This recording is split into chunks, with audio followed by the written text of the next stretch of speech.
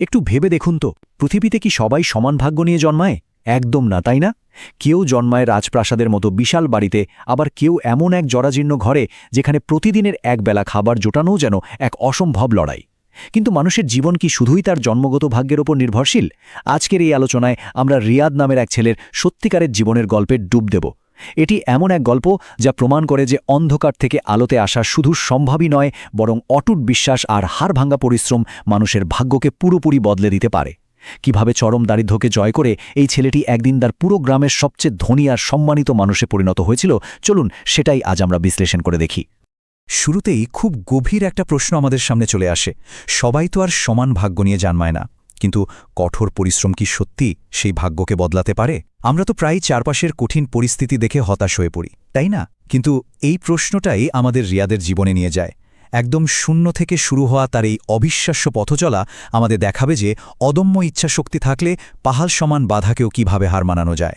আচ্ছা চলুন একদম শুরু থেকে বিষয়টা একটু গভীরে গিয়ে দেখি, রিয়াদের ছেলেবেলার সেই দারিদ্র্যের নিষ্ঠুর বাস্তবতায়। গ্রামের এক কোণে ছোট্ট জরাজীর্ণ একটা টিনের ঘরে কেটেছে রিয়াদের ছোটবেলা। তার বাবা ছিলেন একজন সাধারণ দিনমজুর, আর মা অন্য মানুষের বাসায় কাজ করে কোনো রকমের সংসারটা টানতেন। প্রতিদিন সকালে তার বাবার নতুন কাজের খোঁজে বের হতেন, ঠিকই, কিন্তু সব দিন তো আর কাজ মিলত না। কল্পনা করতে পারেন, পরিবারটিতে এমন অনেক রাত গেছে যেদিন ঘরে রান্না করার মতো এক মুঠো চালও ছিল না। ক্ষুধার্ত পেটে শুধুমাত্র এক গ্লাস পানি খেয়ে তাদের ঘুমিয়ে পড়তে হয়েছিল। দারিদ্র্য যে ঠিক কতটা নির্মম আর ভয়ঙ্কর হতে পারে, ছোট্ট রিয়াদ তা একদম নিজের জীবন দিয়ে খুব কাছ থেকে দেখেছিল। কিন্তু জানেন, এত নিদারুণ কষ্টের মধ্যেও ছোট্ট এই ছেলেটির হৃদয়টা ছিল বিশাল। ঘরে যখন খাবার একদমই সামান্য থাকত, রিয়াদ তখন হাসি মুখে তার মাকে বলতো, মা, আমি খেয়েছি, তুমি খাও। কিন্তু বাস্তব সত্যিটা হলো, রিয়াদ নিজেও হয়তো সারাদিন কিছুই খায়নি। নিজের পেটের চরম ক্ষুধার চেয়েও তার কাছে তার বাবা মায়ের কষ্টটাই বেশি বড় মনে হতো। সে চাইতো তার ভাগের সামান্য খাবারটুকু অন্তত তার মা খাক।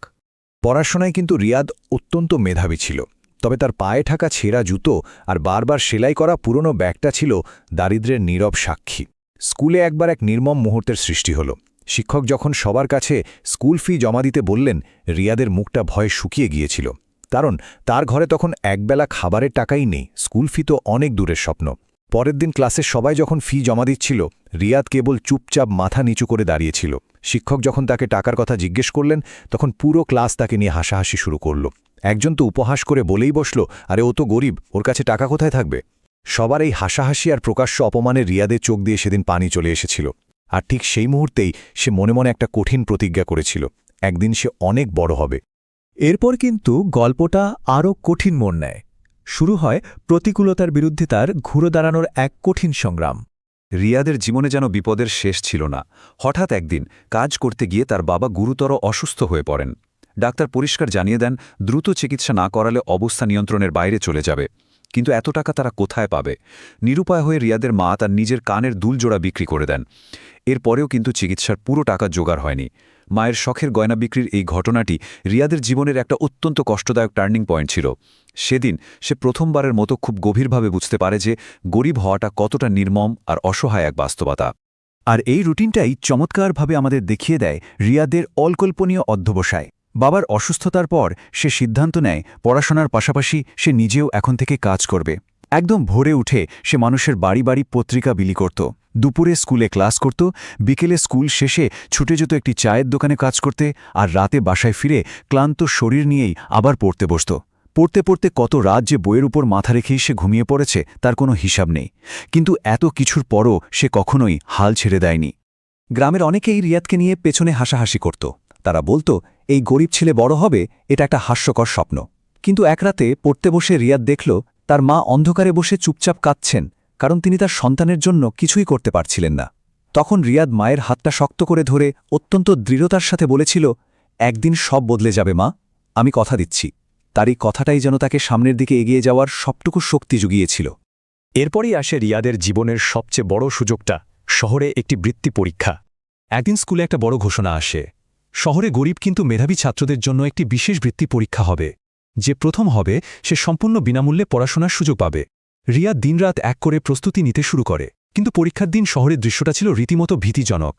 চারপাশে ধনী পরিবারের ছাত্ররা সব দামি পোশাক পরে দামি দাড়িতে করে পরীক্ষা দিতে এসেছে। এই জাঁকজমক দেখে রিয়াদ প্রথমে একটু ঘাবড়ে গিয়েছিল। তার কাছে তো কোনো দামি গাড়ি বা পোশাক ছিল না। তার একমাত্র সম্বল ছিল তার বাবার দেওয়া একটি অমূল্য উপদেশ। হ্যাঁ, ঠিক ধরেছেন। তার বাবার সেই গভীর কথাটি ছিল, মানুষ বড় হয় সাহসে। বাইরের দামি পোশাক বা চকচকে গাড়ি নয়, মানুষের আসল শক্তিটা লুকিয়ে থাকে তার ভেতরের সাহসে। এই একটা বাক্যই জাদুর মতো কাজ করল। রিয়াদ তার সব ভয় আর হীনমন্যতা জয় করার আত্মবিশ্বাস পেল। বুক ভরা সাহস নিয়ে সে পরীক্ষার হলে প্রবেশ করল এবং নিজের জীবনের সেরা পরীক্ষাটা দিল। ফলাফল ঘোষণার দিন পুরো স্কুলে পিনপতন নীরবতা, রীতিমতো টান টান উত্তেজনা কাজ করছিল সবার মধ্যে। এরপর কি ঘটল জানেন? শিক্ষক যখন চিৎকার করে ফলাফল ঘোষণা করলেন, যেই ছেলেটাকে একদিন ফি দিতে না পারায় পুরো ক্লাস অপমান করে কাঁদিয়েছিল, সেই ছেলেটি প্রথম স্থান অধিকার করেছে। হ্যাঁ, রিয়াদ প্রথম। এই অভাবনীয় ফলাফল সবাইকে একেবারে হতবাক করে দেয়। আনন্দে আবেগে রিয়াদের মা সেদিন হাউমাউ করে কেঁদে তার ছেলেকে জড়িয়ে ধরেছিলেন। বৃত্তি পাওয়ার পর শুরু হয় তার জীবনের নতুন অধ্যায়, সাফল্য এবং সমাজের প্রতি তার দায়িত্ব। শহরে গিয়ে পড়াশোনা করাটা কিন্তু মোটেও সহজ ছিল না। পার্ট টাইম কাজ আর অনেক ক্ষুধার্ত দিন পেরিয়ে বছরের পর বছর হাড় ভাঙা পরিশ্রমে রিয়াদ অবশেষে একটি অনেক বড় চাকরি পায় এবং এক পর্যায়ে নিজের ব্যবসাও দাঁড় করায়। সে আজ অঢেল সম্পদের মালিক, বড় বাড়ি, দামি গাড়ি, সবকিছুই তার আছে। কিন্তু সবচেয়ে সুন্দর ব্যাপারটা কি জানেন? সে তার অতীতের সে অন্ধকারের দিনগুলোর কথা এক মুহূর্তের জন্য ভুলে যায়নি। সে তার নিজের গ্রাম ও সমাজের মানুষের জন্য কাজ শুরু করে। সে গরিব শিশুদের জন্য বিনামূল্যে স্কুল তৈরি করে দেয়, হাসপাতালে বড় অঙ্কের অনুদান দেয় এবং অসংখ্য গরিব পরিবারের পাশে এসে দাঁড়ায়। সে নিশ্চিত করতে চেয়েছিল আর কোনো শিশুকে যেন তার মতো ক্ষুধার্ত পেটে রাতে ঘুমাতে না হয়। এখন এই গল্পের সবচেয়ে চমকপ্রদ দিকটা হল জীবনের চূড়ান্ত শিক্ষা, রিয়াদের সেই পুরনো স্কুলে ফিরে যাওয়া। এত সাফল্য আর সম্পদ অর্জনের পর একদিন রিয়াদ তার সেই ফেলে আসা পুরনো স্কুলে ফিরে যায়। হ্যাঁ, সেই স্কুল যেখানে একদিন ফি দিতে না পারায় তাকে সবার সামনে চরমভাবে অপমানিত হতে হয়েছিল। অতীত এবং বর্তমানের এক অবিশ্বাস্য পার্থক্য তৈরি হয় সেখানে। অতীতে এই স্কুলেই পুরো ক্লাস তাকে নিয়ে হাসাহাসি করেছিল, আর আজ তাকে এই স্কুলে ফুল দিয়ে পরম শ্রদ্ধায় স্বাগত জানানো হচ্ছে। আর যারা একদিন তাকে গরিব বলে উপহাস করেছিল, তারা আজ নিজেদের সেই কাজের জন্য লজ্জায় মাথা নিচু করে দাঁড়িয়ে আছে। সময় এবং কঠোর পরিশ্রম মানুষের অবস্থান ঠিক কতটা পরিবর্তন করতে পারে, এটি তারই এক জ্বলন্ত প্রমাণ। সেদিনের সেই সংবর্ধনা অনুষ্ঠানে রিয়াদ একটি অত্যন্ত শক্তিশালী কথা বলেছিল, যা আমাদের সবার মনে রাখা উচিত। সে বলেছিল, গরিব হওয়া অপরাধ না, স্বপ্ন ছেড়ে দেওয়া অপরাধ। এই অসাধারণ কথাটি আমাদের আজকের এই আলোচনার সবচেয়ে বড় মূলমন্ত্র। পরিস্থিতি আপনার জন্য যতই কঠিন হোক না কেন, স্বপ্ন দেখা এবং সেই স্বপ্ন পূরণের জন্য লড়াই চালিয়ে যাওয়াটাই আসল কথা। পরিশেষে আপনাদের সবার কাছে একটি ভাবনা রেখে আজকের আলোচনা শেষ করতে চাই। আজ হয়তো কারোর কাছে কিছুই নেই, চারপাশটা হয়তো একদম শূন্য, কিন্তু সে যদি হাল না ছাড়ে, তবে আগামীকাল সে কি অবিশ্বাস্য অর্জন করতে পারে ভাবুন তো। জীবনে কখনো কারো বর্তমান অবস্থা দেখে তাকে অবজ্ঞা করা উচিত নয়, কারণ সময় বদলাতে কিন্তু খুব বেশি সময় লাগে না। পরিশ্রম আর নিজের প্রতি বিশ্বাস থাকলে আজ যে সবচেয়ে পিছিয়ে আছে, কাল হয়তো সেই সবচেয়ে সফল মানুষে পরিণত হবে, একদম রিয়াদের মতো। আশা করি আজকের এই বিশ্লেষণটি আপনাদের সবাইকে নিজের লক্ষ্যের প্রতি অবিচল থাকতে নতুন করে অনুপ্রেরণা যোগাবে।